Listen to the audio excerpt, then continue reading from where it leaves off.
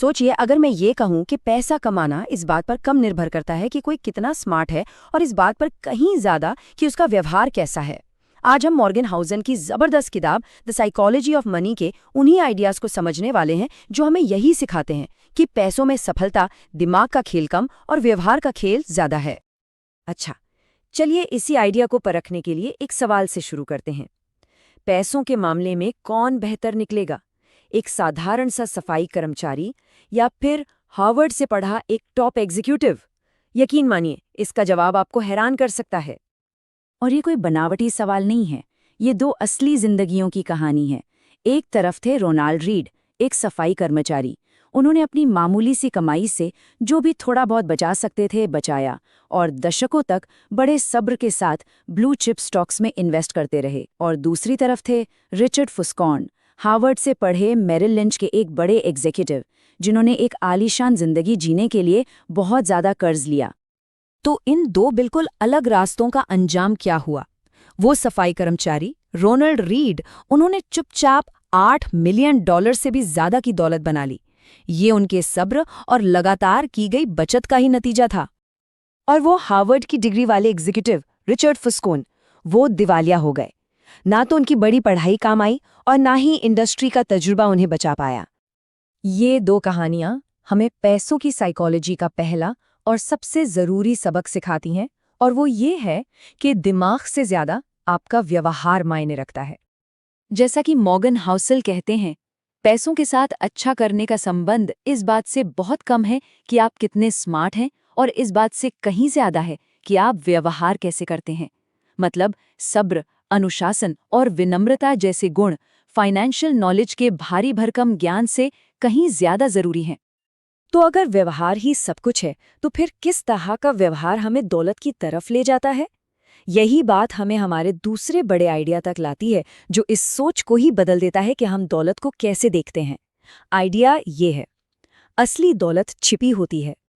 देखिए, जब हम किसी को महंगी चीजों पर पैसे खर्च करते हुए देखते हैं, जैसे शानदार गाड़ियां, बड़े बड़े घर या डिजाइनर कपड़े, तो हमारे दिमाग में सबसे पहला ख्याल यही आता है कि ये इंसान बहुत अमीर होगा।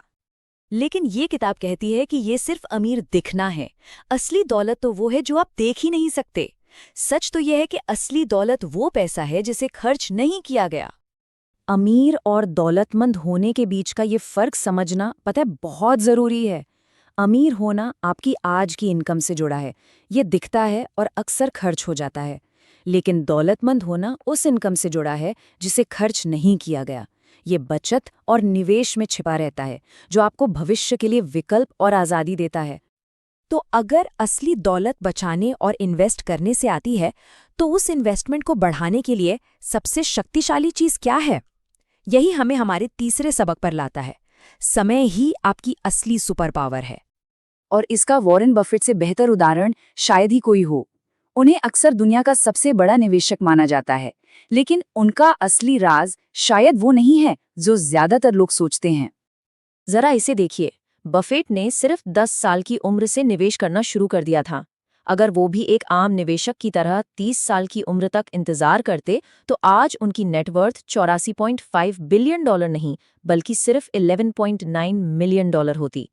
ये 99.9% कम है। उनका असली राज सिर्फ एक अच्छा निवेशक होना नहीं है, बल्कि लगभग 80 सालों तक एक अच्छा निवेशक बने रहना है। यही है कंपाउंडिंग की अविश्वसनीय ताकत। तो इन सब बातों को हम अपनी जिंदगी में कैसे उतार सकते हैं? यहाँ किताब से ही लिए गए 3 प्रैक्टिकल स्टेप्स हैं। पहला, अपने गोल पोस्ट को खिसकने से रोकें। मतलब ये तय करें कि आपके लिए काफी का क्या मतलब है, ताकि आप हमेशा और ज्यादा पाने के खतरनाक जाल में ना फंसे। दूसरा, अपनी सेविंग्स रेट बढ़ाएं। ये किताब जोर देकर कहती है कि दौलत बनाना आपकी इनकम या इन्वेस्टमेंट रिटर्न से ज्यादा आपकी सेविंग रेट पर निर्भर करता है। और तीसरा, अपना टाइम होराइजन बढ़ाएं। निवेश में सबसे शक्तिशाली ताकत समय है, लंबा खेल खेलें। लेकिन आखिर में ये सब कुछ किस लिए? दौलत बनाने का असली मकसद क्या है? ये सिर्फ पैसा जमा करने के बारे में तो बिल्कुल नहीं है। इस किताब का पूरा सार शायद इस एक लाइन में छिपा है, जो आप चाहते हैं, जब आप चाहते हैं, जिसके साथ आप चाहते हैं और जब तक आप चाहते हैं, वो करने की काबिलियत अनमोल है। ये पैसे से मिलने वाला सबसे बड़ा डिविडेंड है। आखिर में असली दौलत शानदार गाड़ियों या बड़े घरों के बारे में है ही नहीं। ये अपने समय और अपनी जिंदगी पर पूरा कंट्रोल रखने के बारे में है, और शायद यही सबसे बड़ा मकसद है।